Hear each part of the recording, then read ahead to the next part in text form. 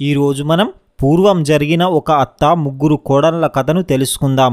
ఇది కర్మ సిద్ధాంతానికి సంబంధించిన కథ. ఏ కర్మ ఫలితం వల్ల ముగ్గురు కోడళ్ళు కుక్కలుగా మారిపోయారో మనం తెలుసుకుందాం. దయచేసి కథను పూర్తిగా వినండి. అలాగే వీడియోను లైక్ చేయడం మాత్రం మర్చిపోవద్దు. దయచేసి కథలోని ముఖ్య ఉద్దేశాన్ని మాత్రమే మీరు గ్రహించగలరు. పూర్వం ఒక ఊరిలో ఒక వృద్ధ మహిళ ఉండేది. ఆమెకు ముగ్గురు కుమారులు. వారందరికీ కూడా వివాహం జరిగిపోయింది. ఆ ఇంట్లో ఆమె, తన ముగ్గురు కొడుకులు, తన ముగ్గురు కోడళ్ళు ఉండేవారు. ఆ వృద్ధురాలు మంచి దైవభక్తి కలది. ప్రతిరోజు పూజలు వ్రతాలు చేస్తూ ఉండేది. అంతేకాదు, కార్తీక మాసంలో ఉదయం లేవగానే దగ్గరలో ఉన్న గంగానదికి వెళ్ళి స్నానం చేసేది. దాన ధర్మాలు చేసేది. ఆమె ఎక్కువగా మహావిష్ణువును, లక్ష్మీదేవిని పూజించేది. ఆమె భగవంతునికి నైవేద్యంగా పాలు, పెరుగు, తులసి ఆకులను పెట్టేది. ఆ ప్రసాదాన్ని అందరికీ పంచిపెట్టేది. ఆ ఊరి వాళ్ళు కూడా ఆమెను చాలా గౌరవించేవారు. కానీ ఆమె చేసే ఈ పనులు ఈ ముగ్గురు కోడళ్లకు అస్సలు నచ్చేవే కావు. ఆమెను ఒక పిచ్చిదానిలాగా భావించి ఆమె ఇచ్చే ప్రసాదాన్ని కూడా స్వీకరించేవారు కాదు. ఆమెను ఎప్పుడూ ఏదో ఒక మాటను అంటూ చిన్న చూపు చూసేవారు. ఆ వృద్ధురాలి భర్త మరణించి చాలా కాలం గడిచిపోయింది. ఈ ముగ్గురు కుమారులు కూడా వారి భార్యలు ఏది చెబితే అదే చేసేవారు. ఇక ఆ వృద్ధురాలు ఎవరు ఏమన్నా తన బాధనంతా తనలోనే భరిస్తూ తన పనిని తాను చేసుకుంటూ ఉండేది. ఒక రోజున ఈ ముగ్గురు కోడళ్ళు ఇలా ఆలోచిస్తున్నారు. మన అత్త ఎల్లప్పుడూ పూజలు వ్రతాలు అంటూ ప్రసాదాలు చేసి అందరికీ పంచుతూ, పైగా పండితులను పిలిచి వారికి దానాలు చేస్తూ ధనం మొత్తం వృధాగా ఖర్చు పెడుతుంది. ఈమె మరణిస్తే బాగుండు, కనీసం ఈమె చేసే ఖర్చులైనా మనకు మిగిలేవి. మనకు పెద్ద తలనొప్పిగా తయారయ్యింది అంటూ తిట్టుకుంటున్నారు. ఆ వృద్ధురాలు తన కొడుకులను చిన్నప్పటి నుండి ఎంతో ప్రేమగా పెంచుకుంది. ఆమెకు ఇప్పుడు అవసరమున్నప్పుడు వాళ్ళు ఆమెపై ప్రేమను చూపించడం లేదు. వాళ్ళు ఆమెతో సరిగ్గా మాటలు కూడా మాట్లాడేవారు కాదు. ఆ వృద్ధురాలు మాత్రం ఎల్లప్పుడూ తన పిల్లలు సుఖంగా ఉండాలనే ప్రార్థించేది. దేవుడా, నాకు తెలిసి నేను ఏ తప్పును చేయలేదు, కానీ నాకే ఇలా ఎందుకు జరుగుతుంది? నేను ఈ వయస్సులో ఇంకా ఎన్ని కష్టాలు పడాలి? నాకు ముక్తిని ప్రసాదించు దేవుడా అంటూ ఆ భగవంతుని ముందు కూర్చొని ఏడుస్తుంది. ఒక రోజున ముగ్గురు కోడళ్ళు ఒక నిర్ణయానికి వచ్చారు. వారందరూ వేరువేరు కాపురాలు పెట్టాలని నిర్ణయించుకున్నారు. ఆస్తులను సమానంగా పంచుకొని ఎవరికి వారు సుఖంగా జీవించాలనుకున్నారు. వేరు కాపురం పెడితే మనకు నచ్చినట్టుగా జీవించవచ్చు. అలాగే ఈ వృద్ధురాలు చేసే అనవసరమైన ఖర్చు నుండి మనం తప్పించుకోవచ్చు అంటూ ఆ ముగ్గురు కోడళ్ళు ఆలోచన చేశారు. వెంటనే చిన్న కోడలు తన భర్త వద్దకు వెళ్ళి, చూడండి, ఇక కలిసి ఉండడం నా వల్ల కాదు. మన పిల్లలు ఇంకా చిన్నగా ఉన్నారు. మనం వేరు పడితే మన పిల్లల్ని ఎంతో గొప్పగా పెంచుకోవచ్చు. ఇష్టం వచ్చినవన్నీ వండుకొని తినవచ్చు. అలాగే అత్తగారు చేసే అనవసరమైన ఖర్చు నుండి కూడా మనం తప్పించుకోవచ్చు. ఇక మనం వేరు కాపురం పెడదాం, లేదంటే నేను మా పుట్టింటికి వెళ్ళిపోతాను అని అంటుంది. ఇక రెండవ కోడలు కూడా తన భర్తతో, చూడండి, మనం ఎలాగైనా వేరు కాపురం పెట్టవలసిందే. మనకు నచ్చినట్టుగా మనం జీవిద్దాం. అందరితో కలిసి ఉంటే మనం స్వంతంగా ఏ పనిని చేయలేము, ఎక్కువ ధనాన్ని సంపాదించలేము. అందుకే వేరుపడి స్వతంత్రంగా మంచి వ్యాపారం చేసుకుందాం అని అంటుంది. ఇక పెద్ద కోడలు కూడా తన భర్త వద్దకు వెళ్ళి, చూడండి, మన పిల్లలు వివాహ వయస్సుకు వచ్చారు. ఇక మనం ఇక్కడే ఉంటూ ధనం అంతా వృధాగా ఖర్చు చేసుకుంటూ ఉంటే మనం ముందుకు ఎదగలేము. అత్తగారు చేసే అనవసరమైన ఖర్చు కూడా మనకు భారంగా మారిపోయింది. అందుకే మనం వేరు కాపురం పెడదాం అని అంటుంది. ఇలా ముగ్గురు కోడళ్ళు వాళ్ళ భర్తలకు అన్ని విధాలుగా చెప్పి ముగ్గురిని ఒప్పించారు. వాళ్ళు కూడా వేరుగా ఉండడానికి ఒప్పుకున్నారు. ఆ మరుసటి రోజు ఉదయాన్నే ఆ ఊరి పెద్ద మనుషులను ఆస్తులు పంచడానికి పిలిపించారు. ఆ పెద్ద మనుషులు ఇంటిని ముగ్గురికి 3 భాగాలుగా విభజించారు. ఇంటి వెనకాల ఉన్న ఒక చిన్న గదిని వృద్ధురాలికి పంచి ఇచ్చారు. ఇంట్లోని వస్తువులను కూడా 4 భాగాలుగా పంచుతారు. వృద్ధురాలు ఒక్కతే ఉంటుంది కాబట్టి ఆమెకు తక్కువ భాగం, అలాగే తక్కువ వస్తువులను ఇవ్వడం జరిగింది. అప్పుడు ఆ పెద్ద మనుషులు, ఆ వృద్ధురాలిని ఎవరు చూసుకుంటారో వారికే ఆ 4వ భాగం వస్తుంది అని అంటారు. అప్పుడు చిన్న కోడలు, మా అత్తగారిని నేనైతే నా దగ్గర ఉంచుకోలేను. ఆమె చాలా ఖర్చు చేస్తుంది. అన్నీ కూడా అనవసరమైన ఖర్చులే చేస్తుంది. నాకు చిన్న పిల్లలు ఉన్నారు. ఆమెను పోషించేంత ధనం మా వద్ద లేదు అని అంటుంది. అప్పుడు రెండవ కోడలు నేను కూడా మా అత్తగారిని నా వద్ద ఉంచుకోను అని అంటుంది. ఇక పెద్ద కోడలు కూడా ఆమెను తన వద్ద ఉంచుకోవడానికి ఒప్పుకోలేదు. ముగ్గురు కుమారులు ఇదంతా చూస్తూ ఉన్నా ఏమీ మాట్లాడకుండా మౌనంగా ఉండిపోయారు. ఇక ఆ వృద్ధురాలు అందరూ ఉన్నా ఒంటరిగానే మిగిలిపోయింది. ఇక ఆ ఊరి పెద్ద మనుషులు ఆమెను ఒంటరిగానే ఉండమని చెప్పి అక్కడ నుండి వెళ్ళిపోయారు. ఇక ముగ్గురు కోడళ్ళు ఎంతో సంతోషంగా వారి వారి భాగాలలో వారికి కేటాయించిన వస్తువులను పెట్టుకొని సంతోషపడుతున్నారు. ఇక ఆ వృద్ధురాలు ఒంటరిగా ఇంటి వెనకాల ఉన్న గదిలో ఉంటూ ఆ చిన్న గదిలోనే ఆ భగవంతుణ్ణి పూజిస్తూ ఉండేది. ఇక రోజులు గడిచిపోతున్నాయి. ఆ వృద్ధురాలికి భోజనం కూడా సరిగ్గా ఉండేది కాదు. ఇంట్లో ఉన్న సరుకులన్నీ అయిపోయాయి. అయినా కూడా ఆ భగవంతుని పూజించడం మాత్రం ఆపడం లేదు. కేవలం ఇంటి ముందు ఉన్న తులసి ఆకులతో ఉసిరి కాయలతో నైవేద్యం సమర్పించి ఆ నైవేద్యాన్ని చుట్టుపక్కల వారికి పంచేది. కొడుకులు కోడళ్ళు ఎవ్వరూ కూడా ఆమెతో మాట్లాడేవారు కాదు. అప్పుడు ఆ వృద్ధురాలు ఓ భగవంతుడా, నాకెందుకు ఇన్ని కష్టాలను చూపిస్తున్నావు? నాకు ముక్తిని ప్రసాదించు, నాకు బ్రతకాలని లేదు, అలాగే నా కొడుకులకు మంచి దారిని చూపించు అంటూ ప్రతిరోజు వేడుకునేది. ఒక పూట తింటూ మరొక పూట ఉపవాసం ఉంటూనే రోజులు గడుపుతుంది. ఒకరోజు ఉదయాన్నే ఒక యువకుడు ఆ వృద్ధురాలి ఇంటి ముందుకు వచ్చి నిలబడ్డాడు. ఆ యువకునిలో ఏదో ఒక గొప్ప తేజస్సు ఉంది. నాయనా, నువ్వు ఎవరు అంటూ అడుగుతుంది ఆ వృద్ధురాలు. అప్పుడు ఆ యువకుడు, అమ్మా, నన్ను గుర్తుపట్టలేదా? నేను నీకు కావలసిన వాడినే. నేను నీ తమ్ముని కొడుకుని. నువ్వు మా ఇంటికి వచ్చి చాలా సంవత్సరాలు అయింది కదా, అందుకే నన్ను గుర్తించడం లేదు. నా పేరు మహావీర్. నా తండ్రి నీ గురించి విని నీకు సహాయం చేయడానికే నన్ను ఇక్కడకు పంపించాడు అని చెప్తాడు. అతన్ని చూసి ఆమె ఆశ్చర్యపోయింది. నాయనా, నిజమా?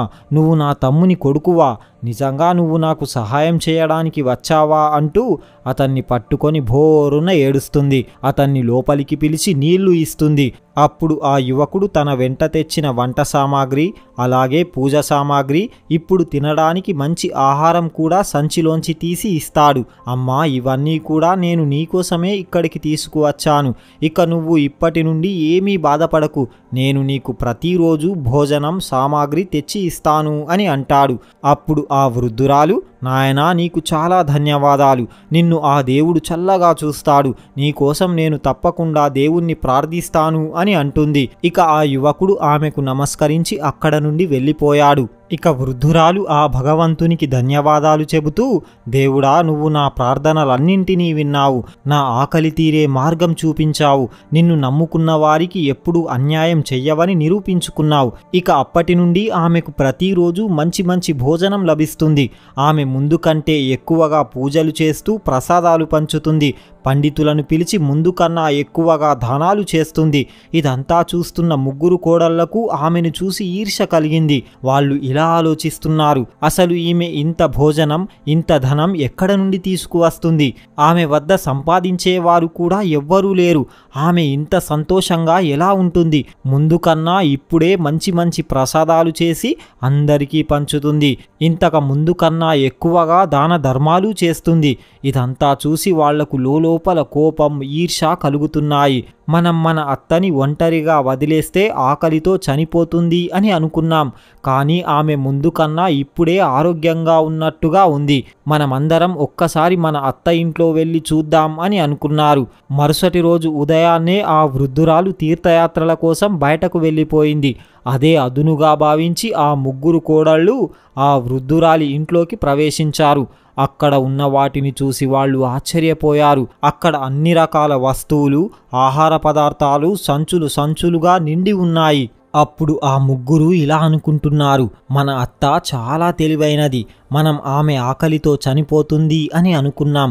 కానీ ఇప్పుడు చూస్తే ఆమె ఇంట్లో కుప్పలు కుప్పలుగా ధాన్యపు నిలువలు ఉన్నాయి. ఆమె ఏ పనిని చెయ్యదు కదా, మరి ఇవన్నీ ఆమెకు ఎలా లభించాయి? ఇవన్నీ కూడా మనం ఇంట్లో లేనప్పుడు మన వద్ద దొంగతనం చేసి ఉంటుంది. దొంగతనం చేసి కూడా ఏమీ తెలియనట్టుగా అందరి ముందు నటిస్తుంది. మనం ఇలాగే ఈమెను వదిలేస్తే మన వద్ద ఉన్న అన్నింటినీ దొంగతనం చేస్తుంది.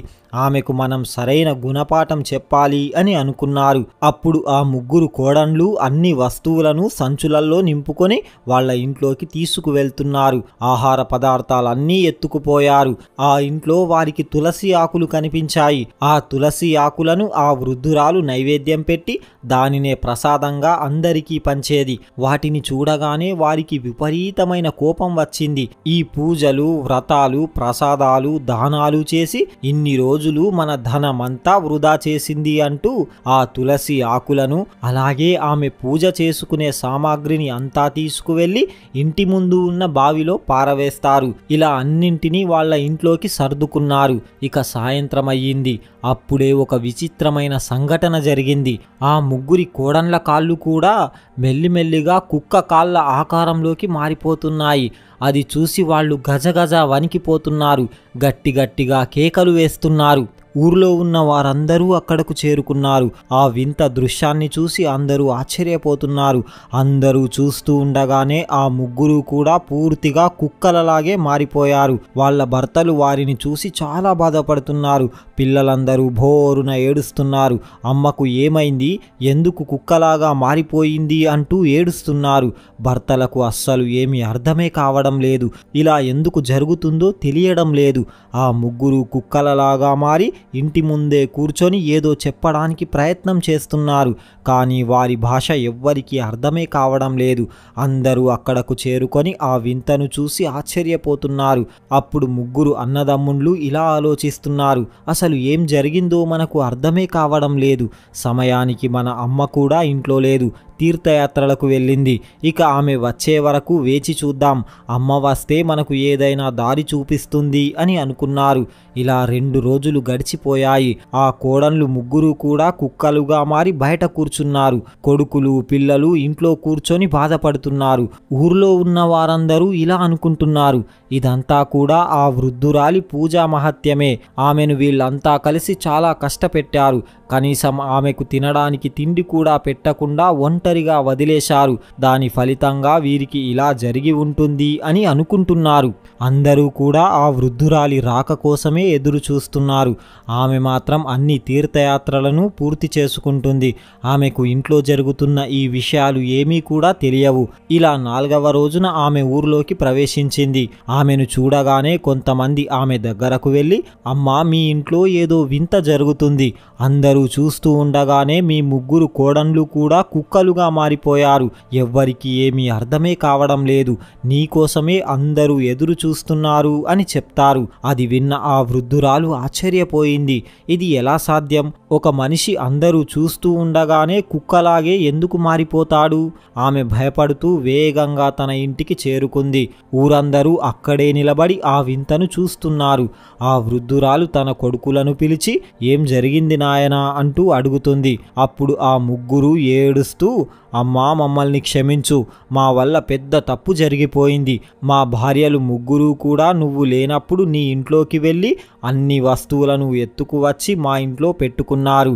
అలాగే కొన్ని వస్తువులను బావిలో పారవేశారు. అలా జరిగిన కొద్దిసేపట్లోనే ఆ ముగ్గురు కూడా కుక్కలుగా మారిపోయారు. వాళ్లను మళ్ళీ మనుషులుగా ఎలా మార్చాలో, అసలు వాళ్ళు మళ్ళీ మామూలుగా అవుతారో లేదో అని మాకు చాలా భయంగా ఉంది అంటూ ఏడుస్తున్నారు. అప్పుడు ఆ వృద్ధురాలు, నాయనా, మీరు భయపడకండి, ఆ భగవంతుడు ఏది చేసినా మంచికే చేస్తాడు అంటూ ఆ భగవంతుణ్ణి ప్రార్థించింది. నాయనా, గంగా నది ఒడ్డున ఒక సాధువు ఉంటాడు. ఆయన చాలా గొప్పవాడు, గొప్ప తపశ్శక్తి కలవాడు. ఆయన దీనికి ఏదైనా పరిష్కారం చూపిస్తాడు అని అంటుంది.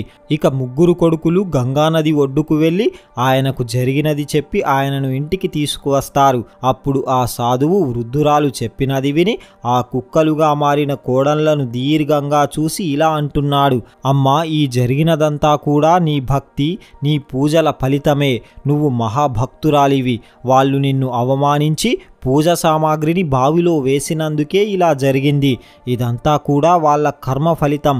అందుకే వాళ్ళు కుక్కలుగా మారి అనుభవిస్తున్నారు. కానీ మీరు భయపడకండి, దీనికి ఒక పరిష్కారం ఉంది. మీరు ఆ ప్రయత్నం చేస్తే మీకు తప్పకుండా ఫలితం దక్కవచ్చు. మీరు మీ ఇంట్లో ఒక రోజున పూజ చేసి నువ్వు స్నానం చేసిన నీటితో నీ కోడళ్లకు స్నానం చేయించాలి. అలాగే కొంతమందిని ఇంటికి పిలిచి అన్నదానం చేయాలి. అలా వాళ్ళు తినగా మిగిలిన అన్నాన్ని వీళ్ళు తింటే వీరికి పూర్వరూపం వస్తుంది అని అంటాడు. ఇక ఆ వృద్ధురాలు ఆ సాధువుకు ధన్యవాదాలు చెప్పి పూజకు ఏర్పాట్లు చేయడం మొదలుపెట్టింది. తన 3 కొడుకులు ఊరి వాళ్ళు కూడా ఆ పూజకు సహాయం చేస్తున్నారు. ఇక ఆ వృద్ధురాలు గంగానదికి వెళ్ళి స్నానం చేసి కొద్దిగా నీటిని తెచ్చి ఇంట్లో ఉంచేది. ఇలా 5 రోజులు చేసింది. ఆమె మహావిష్ణువుకు, లక్ష్మీదేవికి గొప్పగా పూజలు చేసింది. ఇదంతా కూడా కోడళ్ళు చూస్తూనే ఉన్నారు, కానీ ఏమీ చెయ్యలేకపోతున్నారు. తమ పిల్లల్ని చూసి ఏడుస్తున్నారు. వాళ్ళు చేసిన తప్పుకు పశ్చాత్తాపపడుతున్నారు. పిల్లలు వాళ్ళ దగ్గరికి కూడా రావడం లేదు. ఇక 5వ రోజున ఆమె తెచ్చిన గంగాజలంతో ఆ 3 కోడళ్లకు స్నానం చేయించింది. అయినా కూడా వారిలో ఏ మార్పు రాలేదు. అందరికీ లోపల భయం కలుగుతుంది. అదే రోజు పూజ చేసి బ్రాహ్మణులను మరికొంతమందిని ఇంటికి పిలిచి వారికి భోజనాలు పెట్టి వాళ్ళు తినగా మిగిలిన భోజనాన్ని కోడళ్లకు పెడుతుంది. ఇక ఆ భగవంతుణ్ణి వేడుకుంటుంది, ఓ భగవంతుడా, నా కోడళ్ళు చేసిన తప్పులను క్షమించి వారికి పూర్వ రూపాన్ని ప్రసాదించు, నా పూజా ఫలం వారికి లభించేలా చూడు అంటూ వేడుకుంది. కోడళ్ళు కూడా ఆ భగవంతుణ్ణి వేడుకుంటున్నారు. ఇక వాళ్ళు ఆ బ్రాహ్మణులు మిగతా వారు వదిలిన భోజనాన్ని తింటారు. ఇక పూజ చేసిన తులసి నీళ్లు కూడా వారిపై చల్లుతుంది. ఇక అందరూ చూస్తూ ఉండగానే వాళ్ళు కుక్కల రూపం నుండి మెల్లిమెల్లిగా పూర్వరూపంలోకి మారిపోతారు. పూర్వరూపంలోకి మారిపోగానే వాళ్ళు చేసిన తప్పును తలుచుకొని అందరి ముందు సిగ్గుతో తలదించుకున్నారు. ఇక అందరూ ఆ వృద్ధురాలి కాళ్ల మీద పడి, అత్తగారు, మమ్మల్ని క్షమించండి, మేము మీకు చాలా అన్యాయం చేశాము, మేము చేసిన కర్మలకు ఫలితాన్ని అనుభవించాము. ఇక ఇప్పటి నుండి మిమ్మల్ని బాగా చూసుకుంటాం, మీకు ఏ కష్టం రాకుండా చేస్తాం అని అంటారు. అప్పుడు ఆ వృద్ధురాలు, చూడండి, ఆ భగవంతుడు మిమ్మల్ని క్షమించేశాడు. ఇప్పటికైనా మీరు భక్తితో పూజలు చేయండి, దాన ధర్మాలు చేయండి, ఆ పుణ్య ఫలితం మీకు ఏ కష్టం రాకుండా చేస్తుంది అని అంటుంది. అప్పుడు ఆ 3 కోడళ్ళు, సరే, మీరు చెప్పినట్టే చేస్తాము అని అంటారు. ఇలా అందరూ మాట్లాడుకుంటూ ఉండగానే ఆ వృద్ధురాలికి సహాయం చేసిన ఆ యువకుడు అక్కడికి చేరుకున్నాడు. అప్పుడు ఆ వృద్ధురాలు, అందరూ చూడండి, ఈ యువకుడు నా తమ్ముని కుమారుడు, ఇతనే నాకు అన్ని వస్తువులను, పూజ సామాగ్రిని తెచ్చి ఇస్తాడు అని చెప్తుంది. ఆ వృద్ధురాలి మాటలు విని అందరూ ఆశ్చర్యపోతున్నారు. ఎందుకంటే వారికి అక్కడ ఏ యువకుడు కనిపించడం లేదు. కేవలం వృద్ధురాలికి మాత్రమే ఆ యువకుడు కనిపిస్తున్నాడు. అప్పుడు ఆమె కొడుకులు, అమ్మా, మాకు ఏ యువకుడు కనిపించడం లేదు, నువ్వు ఏ యువకుని గురించి మాట్లాడుతున్నావు అని అంటారు. అప్పుడు ఆ వృద్ధురాలు, ఏంటి నాయనా, నువ్వు ఎవ్వరికీ కనిపించడం లేదంట, అసలు నువ్వు ఎవరు, నాకు ఎందుకు సహాయం చేశావు అంటూ అడుగుతుంది. ఆ మాటలు వినగానే ఆ యువకుడు నవ్వుతూ అక్కడ నుండి మాయమైపోయాడు. ఇదంతా చూసిన వృద్ధురాలికి పూర్తిగా అర్థమైపోయింది. నాకు సహాయం చేసింది వేరే ఎవరో కాదు, సాక్షాత్తు భగవంతుడే. నేను కష్టాలలో ఉన్నానని నాకు సహాయం చెయ్యడానికే ఇక్కడికి వచ్చాడు అంటూ ఎంతో ఆనందపడుతుంది. ఇక ఎవ్వరికీ ఏమీ చెప్పకుండా మౌనంగా ఉండిపోయింది. ఇక అప్పటి నుండి అందరూ కలిసే ఉంటున్నారు. పూజలు, వ్రతాలు చేస్తూ అత్తగారిని చాలా జాగ్రత్తగా చూసుకుంటున్నారు. దాన ధర్మాలు చేస్తున్నారు. అందరూ సుఖ సంతోషాలతో జీవిస్తున్నారు. చూశారు కదా. మీకు గనక ఈ వీడియో నచ్చితే జై శ్రీకృష్ణ అని ఒక చిన్న కామెంట్ చేయండి. ఇలాంటి మరిన్ని వీడియోస్ కోసం ఇప్పుడే మా ఛానల్ని సబ్స్క్రైబ్ చేసుకోండి. పక్కనే ఉన్న బెల్ ఐకాన్ని ప్రెస్ చేయండి. మా వీడియోని లైక్ చేయండి, షేర్ చేయండి. జై శ్రీకృష్ణ.